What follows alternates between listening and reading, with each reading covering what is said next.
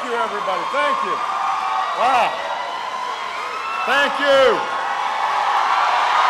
Thank you.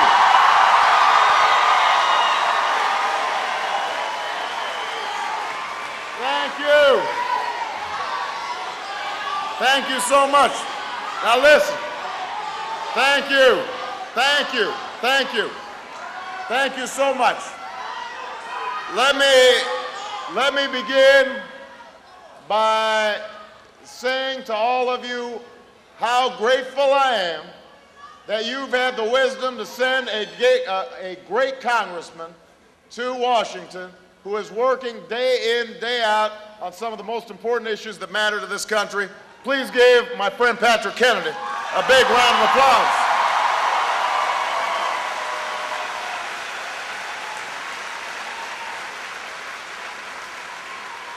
I also want to acknowledge another great friend, another Patrick. He is a great ball player, from what he tells me. I've never actually seen him, but I do know he is a great attorney general, a great supporter of mine. Please give a big round of applause to Patrick Lynch.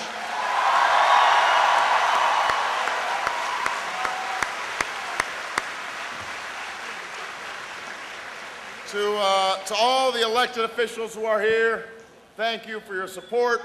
To all the precinct captains and grassroots supporters that have helped to build this organization, thank you so much. Give yourselves a big round of applause. And speaking of volunteers,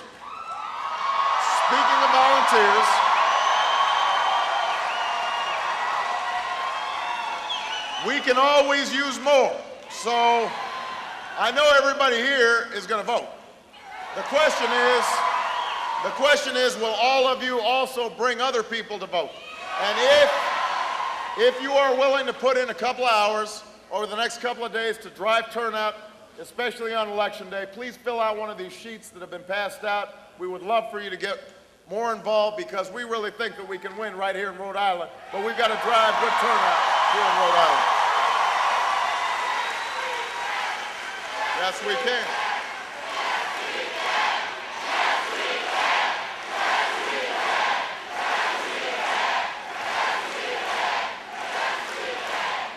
Now,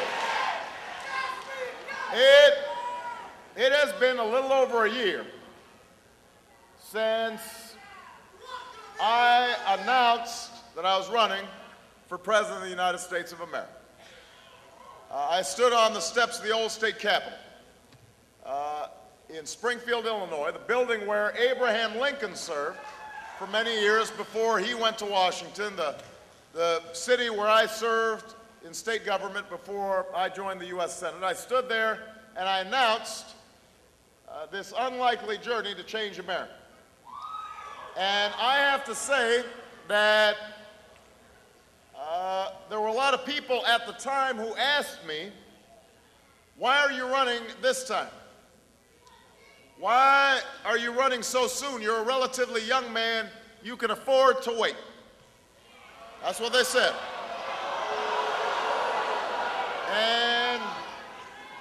And what I had to explain to people was I wasn't running because of some long-held ambition. I know people have been going through my kindergarten papers, but that's not why I decided to run. I'm not running because I think somehow that it's my turn, or I think it's somehow owed to me. I'm running because of what Dr. King called the fierce urgency of now. The fierce urgency of now.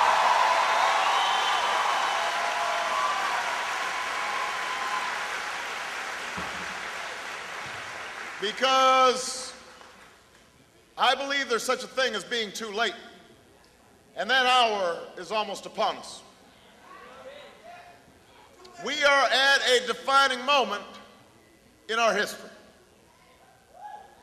Our nation is at war. Our planet is in peril.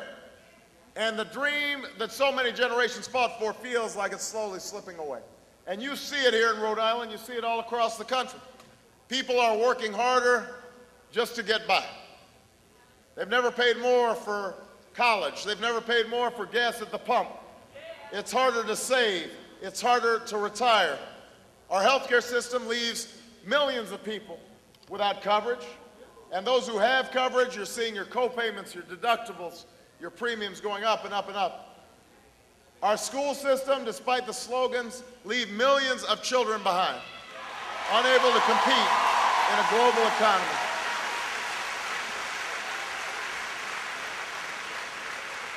In such circumstances, we can't afford to wait.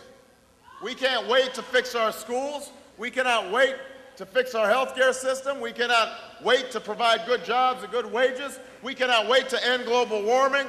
We cannot wait to bring this war in Iraq to a close. We cannot wait.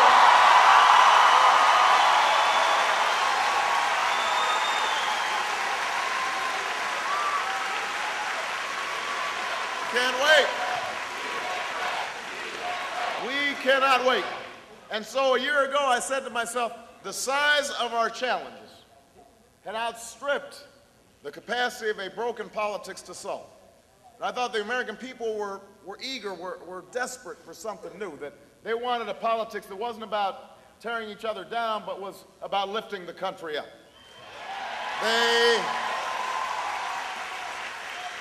They wanted politicians who weren't about spin and PR, but were about straight talk and an honest conversation with the American people. In other words, I decided to run because of you. I was betting on you.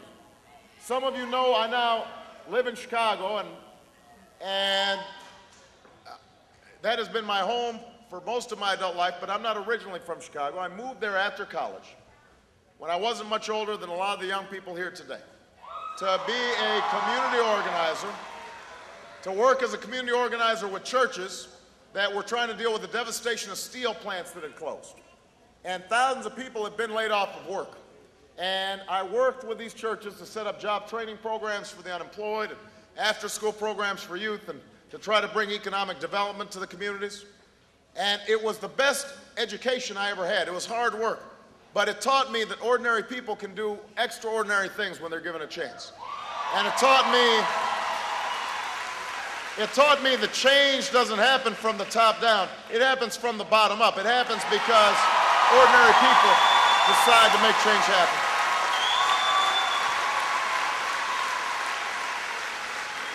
And so I have always been convinced that the American people are a decent people and a generous people, willing to work hard and sacrifice for future generations. And if we could just get beyond our divisions, the divisions of race and region and religion, if we could come together, black, white, Hispanic, Asian, Native American, young, old, rich, poor,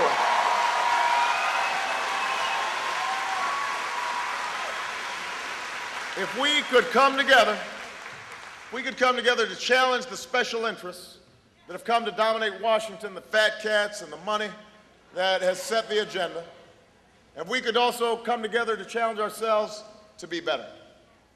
Better parents, better neighbors, better citizens, then I believe there was no challenge we could not solve, there was no destiny that we could not fulfill. And I am here to report to you, Rhode Island, that after traveling all across the country for a year, after logging in more miles than I care to remember, after talking to hundreds of thousands of people, after shaking tens of thousands of hands, after kissing hundreds of babies and eating hundreds of chicken dinners, I am here to report to you that my bet has paid off. My faith in the American people has been vindicated, because everywhere I go, they are saying we are ready for change. We are ready to turn the page and write a new chapter in American history.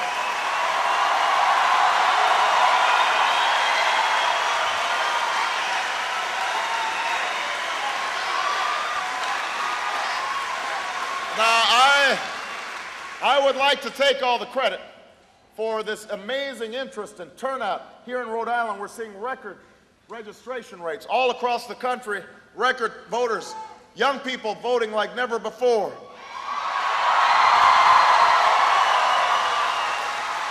I would like to take all the credit for it, but I have to admit I can't. Part of the reason everybody is so enthusiastic, so energized, so interested in this election is they know that this November they'll be choosing the next president of the United States, and they know that no matter what else happens, the name George W. Bush won't be on the ballot.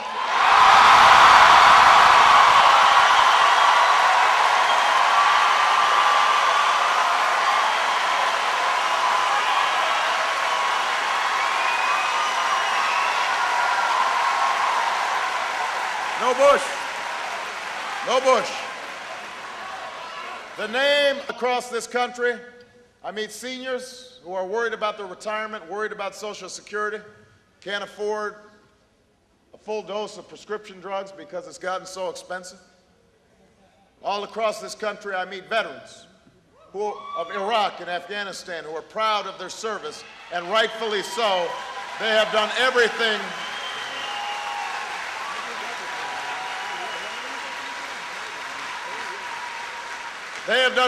that's been asked of them.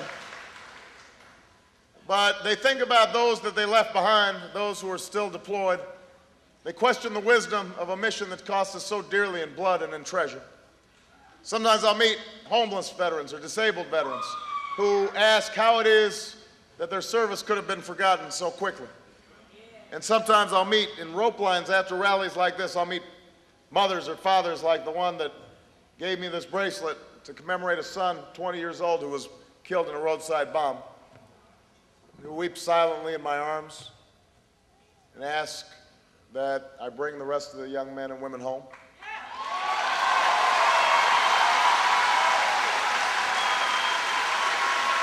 So all across the country, people are desperate for different politics. They don't expect government to solve all their problems, but they do want a government that's listening to them, that's fighting for them, that's advocating for them, that cares about them. They do expect a government that can help knock down some of the barriers that stand between them and their dreams. And so what I tell people is I wouldn't be running if I wasn't confident in my ability to fight and advocate on your behalf, if I didn't think I could bring about real change in America. But I have to tell you, Rhode Island, I can't do it by myself. I've got to have your help. Remember, change doesn't happen from the top down. It happens because the American people are mobilized, are activated, are engaged, are involved, because you guys are ready for change.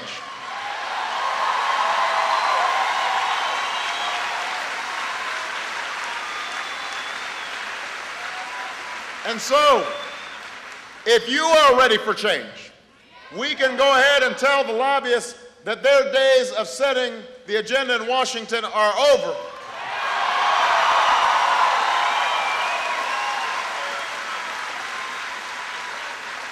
They have not funded my campaign, they will not run my White House, and they will not drown out the voices of the American people when I'm President of the United States.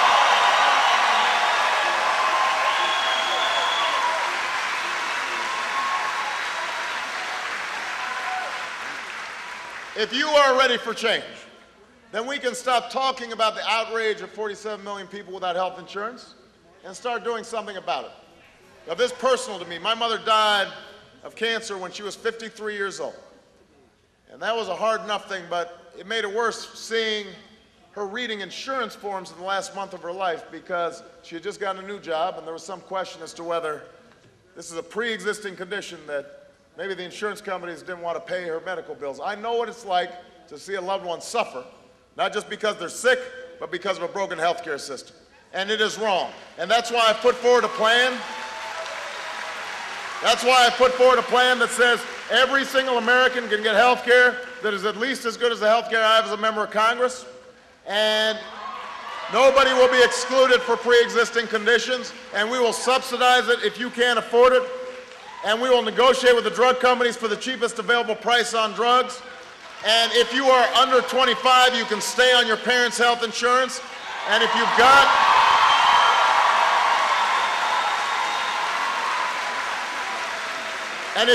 health insurance, then we're going to work to lower your premiums by $2,500 per family per year. And we are not going to wait 20 years from now to do it, or 10 years from now to do it. We are going to do it by the end of my first term as President of the United States of America.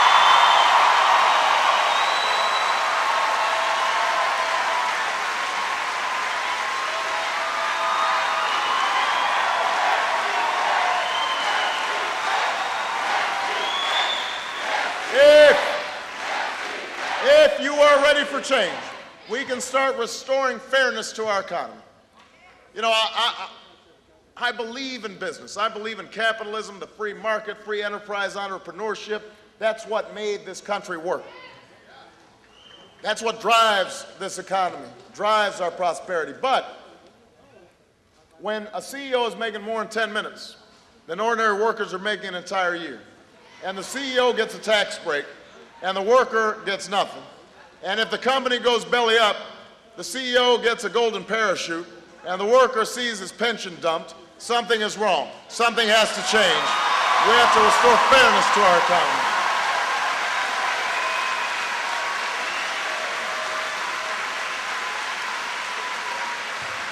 So that's why we are going to take away tax breaks from companies that ship jobs overseas. We are going to give those tax breaks to companies that are investing right here in the United States of America.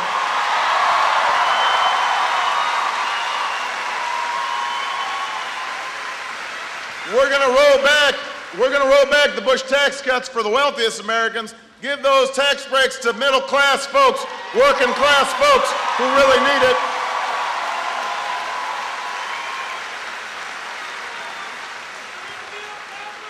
I believe in trade, but I also want fair trade, not just free trade, which means that we've got to have labor standards and environmental standards so U.S. workers aren't being undermined, and safety standards so our children aren't chewing on toys with lead paint on them. That's what we're going to have when I'm president.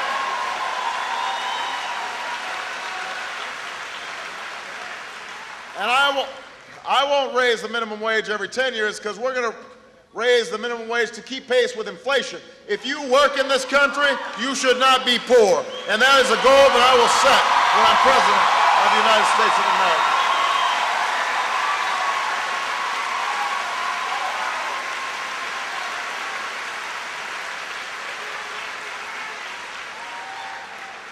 If you're ready for change, we can provide the best education this country has to offer to every child, from the day that child is born to the day that child graduates from college. We know how to do it. We know how to do it. The problem is not that we don't know how to do it. The problem is that we don't have the will to do it. We see a child in the inner city, we say, well, that child doesn't look like me. That's not my problem. We see a child in the barrio somewhere, they say, well, that child has a different name than mine. I don't want to bother with him.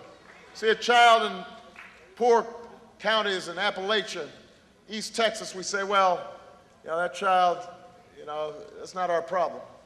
Well, let me tell you something. Every child is our problem. Every child is our responsibility. Every child is our child.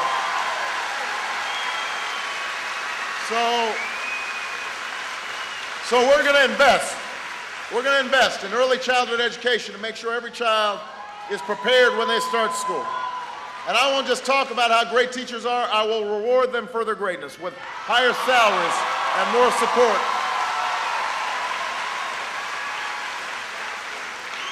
And I want the highest standards for our teachers and for our students, because we've got to compete with China and India. There are no shortcuts. We're going to have to work harder. We're going to have to work smarter.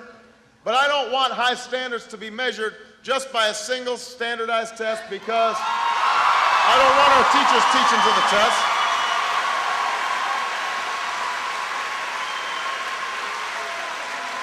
I want our students learning art and music and science and poetry and history and civics.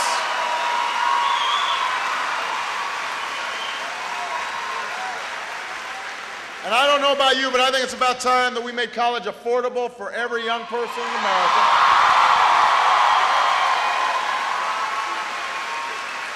And that means I'm going to provide a $4,000 tuition credit every student, every year, But young people, you're going to have to give something back in return. You're going to have to put in some hours in community service, go to a homeless shelter, work in a veterans home, join the Peace Corps. We'll invest in you, you invest in America. Together we're going to march this country forward.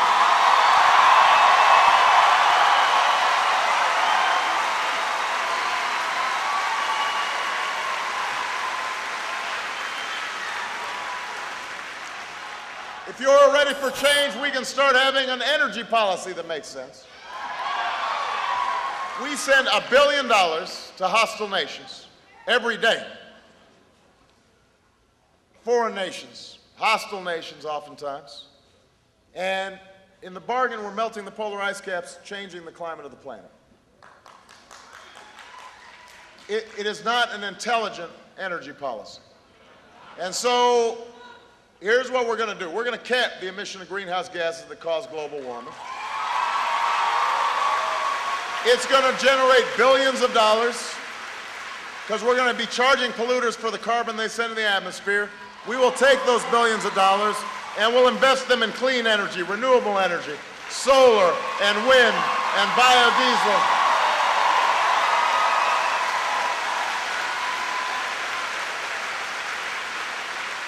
And we'll put people back to work, building wind turbines and building solar panels. Recruit young people and train them to make buildings more energy efficient. We will raise fuel efficiency standards on cars, because that's the only way over time for us to reduce the consumption of oil is to make our energy usage more efficient. And by the way, when I said we'd raise fuel efficiency standards, I didn't do it in front of some environmental group. I did it in front of Detroit, in front of the automakers. I told them they had to change their ways. And I had to say, Rhode Island, the room was really quiet. Nobody clapped. But that's okay, because part of what you want from the next president is somebody who will not just tell you what you want to hear, but will tell you what you need to hear, will tell you the truth.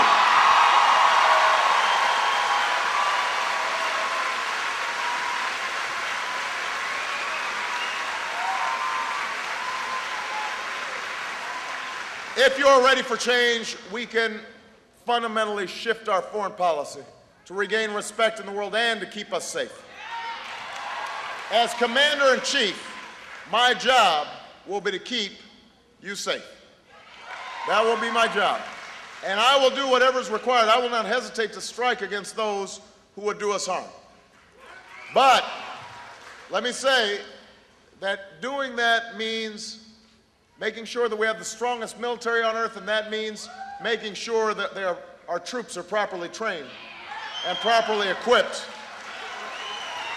Listen, I need police officer. We need EMT out there. Somebody probably fainted.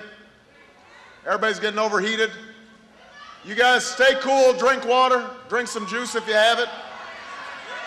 Because if you guys are standing for a while, and if we can open some of the doors, it might cool things off a little bit.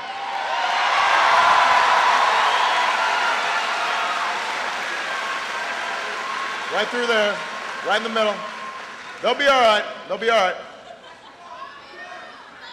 They're coming. They're coming. They're making their way. It's right through there.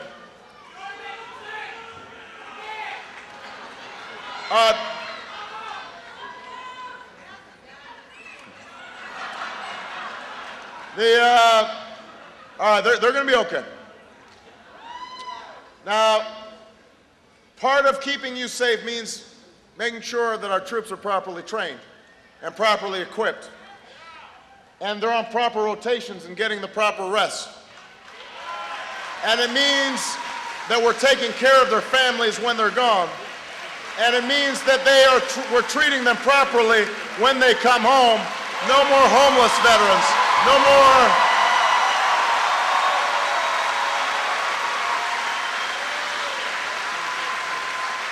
No more homeless veterans, no more begging for disability payments, no more waiting in line at the VA.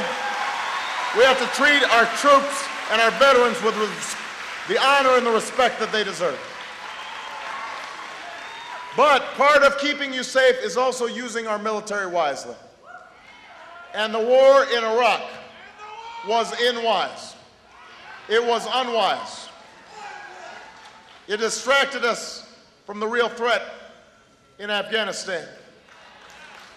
It distracted us from bin Laden. It fanned the flames of anti-American sentiment and allowed terrorists to recruit more effectively. It has cost us hundreds of billions, soon trillions of dollars. It has cost us thousands of precious American lives. Thousands more have been grievously injured. The war in Iraq was an unwise war, which is why I opposed it in 2002.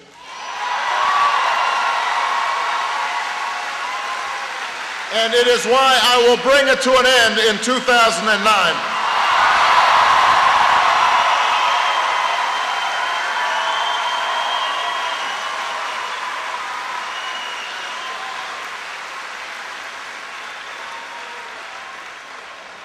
But I don't want to just end the war. I want to end the mindset that got us in the war. I want to end the politics of fear, the fever of fear that uses 9/11 as a way to scare up votes instead of a way to bring the country together to go after a common enemy.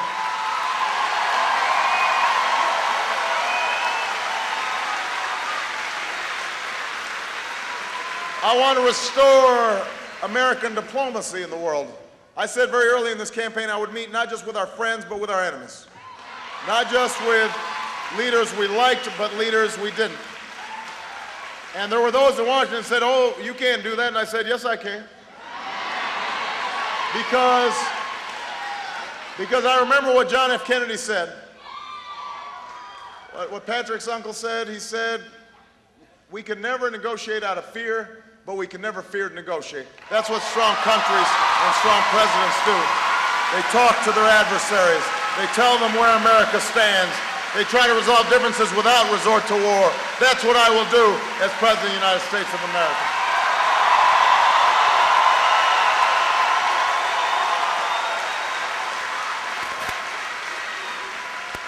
I want to go before the world community and say, America's back. America's back and we're ready to lead. We are ready to lead, but yes, we will lead hunting down terrorists, but we'll also lead in dealing with nuclear proliferation. We will also lead in dealing with climate change. We will also lead in helping poor countries deal with HIV/AIDS. We will also lead in bringing an end to the genocide in Darfur.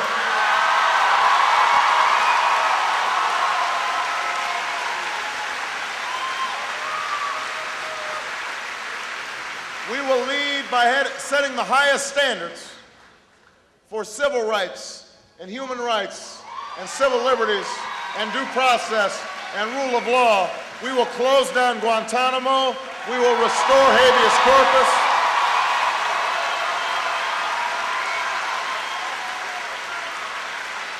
We will say no to torture.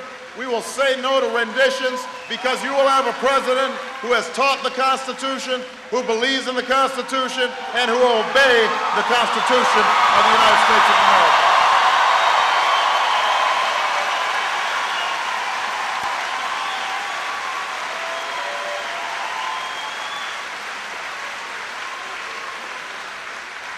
All these things are possible if you believe, but I've got to say that there are those who are telling you not to believe. There are those who are trying to feed your fear and your cynicism and your doubts. We've been talking about change from the start of this campaign, and I noticed that lately the photographers need more attention over here. Is that why you're waving? Come on, photographers. They're all waving.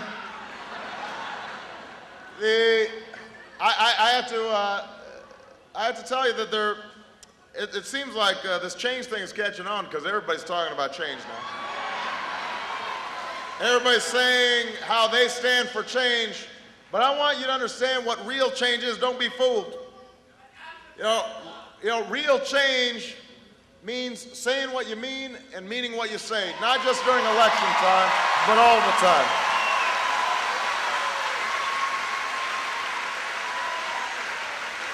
Real change isn't fitting your positions to fit the politics of the moment, and that's the choice that we have in this election. A real change, for example, is not calling NAFTA a victory and saying how good it was for the American people until you decide to run for president, like Senator Clinton did. That's not real change. I believe in trade, and I won't stand here and tell you that I will stop every job from disappearing because of globalization, but I will tell you that I will be thinking about workers and not just Wall Street when I put together trade agreements. I will end those tax breaks to companies that ship jobs overseas. That is real change, and change you can count on, because I've been saying this for 4, 5, 6, 7 years. I don't just start saying things during an election. Real change isn't saying that you'll stand up to the lobbyists and the special interests when you've taken more money from lobbyists and special interests than any of the Democrats or Republicans running for president, like my opponent has. I am the only one in this race who's actually passed laws to take power away from lobbyists. And that's why you can count on me working to reduce their power when I'm President of the United States of America.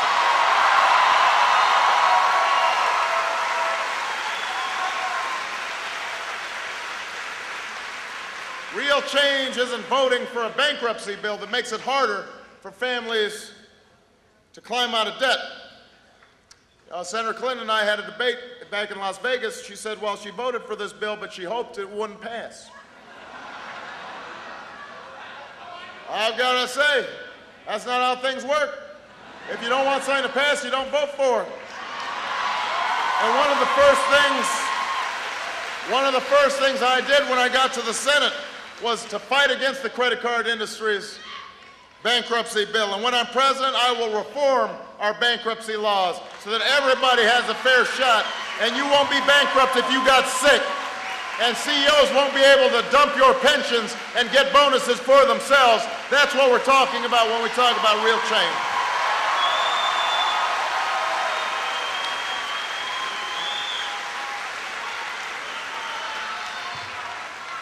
Real change isn't voting for George Bush's war in Iraq and then telling the American people it was actually voting for more diplomacy. The title of the bill was a resolution to authorize the use of the United States Armed Forces against Iraq. That sounds like you were voting for authorizing the use of armed forces against Iraq. I knew what it was. Lincoln Chafee knew what it was. You were voting for war. And if Lincoln Chafee could stand up against his president,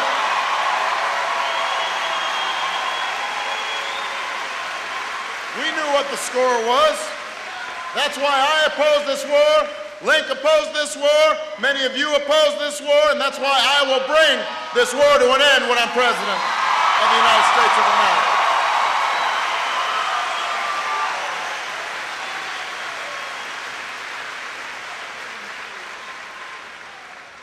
You know, I am reminded every day of my life, if not by events, then by my wife, that I'm not a perfect man. And I will not be a perfect president.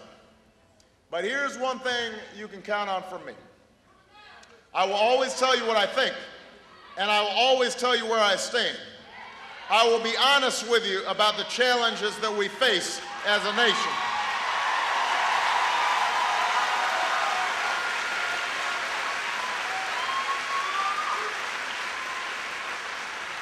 I will listen to you even when we disagree. And we'll disagree sometimes. And most importantly, I will spend every day of my presidency thinking about you and how to make your lives a little bit better.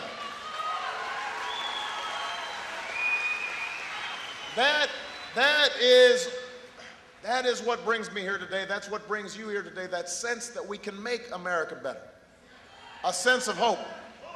You know, I've been teased in this campaign a little bit. Senator Clinton says, oh, he talks about hope all the time. In fact, I think she was here, right? And she was saying, right in this building, she was saying, oh, you know, he thinks that the clouds will part, and, you know, he's so naive. He is, wait. Oh, he thinks he can wave a magic wand, and suddenly everything will be great. You know, it is true that I talk about hope a lot. Out of necessity, the odds of me standing here are very slim. You know, I was born to a single mom. I was born to a teenage mom. My dad left when I was 2. So I was born to and raised by a single mom and my grandparents, and they didn't have money, they didn't have fame or fortune. They gave me love, they gave me an education, and they gave me hope. So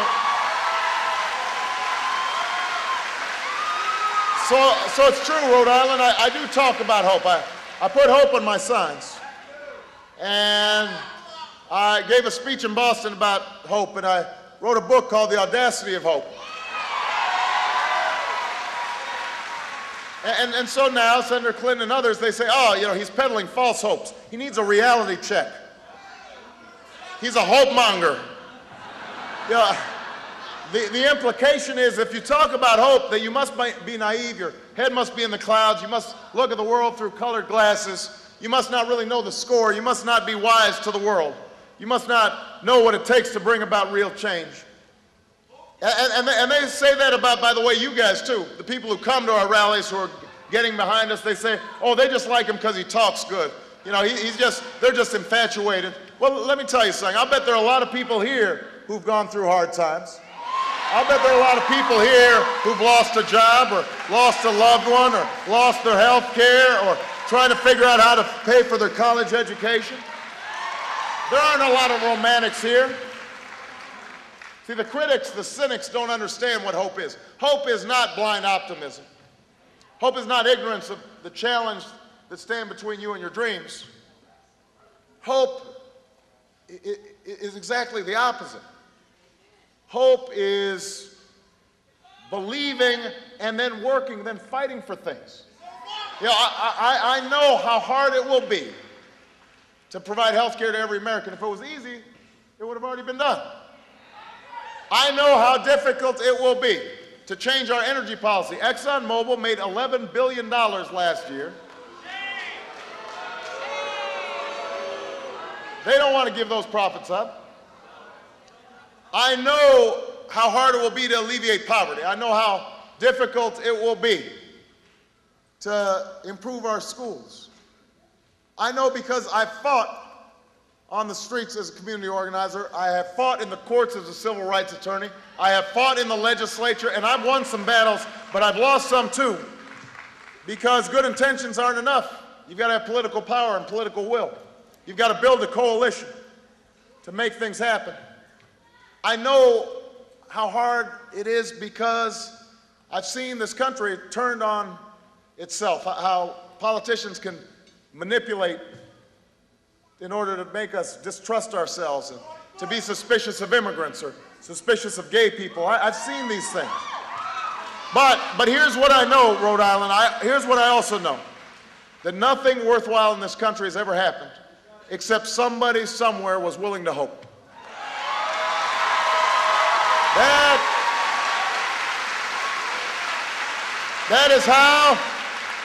That is how the 13 colonies, a band of patriots, had the courage to declare independence against the mighty British Empire. Nobody gave them a chance, but they had hope.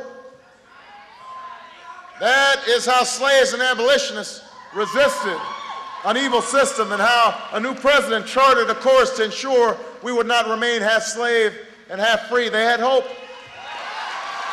That is how immigrants traveled from distant shores.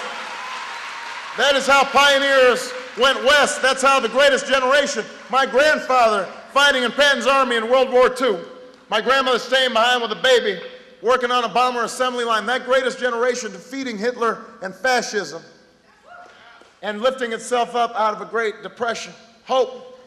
That's how women won the right to vote. That's how workers won the right to organize.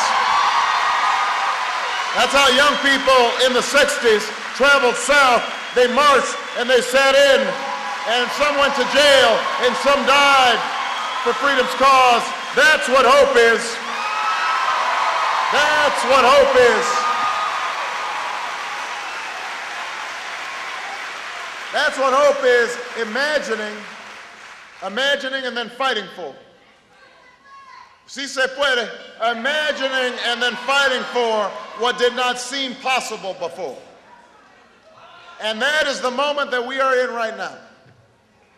That's the opportunity that we have. You know, there is a moment in the life of every generation when that spirit of hope has to come through.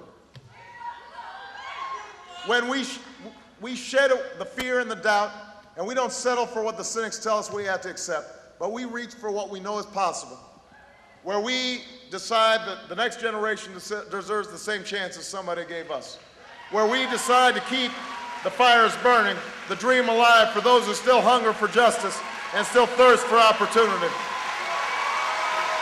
Rhode Island, this is our moment. This is our time. And if you will vote for me, and if you will march with me, if you will organize with me, if you will fight alongside me, then I promise you, we won't just win Rhode Island, we will win this nomination, we will win the general election, and you and I together, we will change this country, and we will change the world. God bless you all.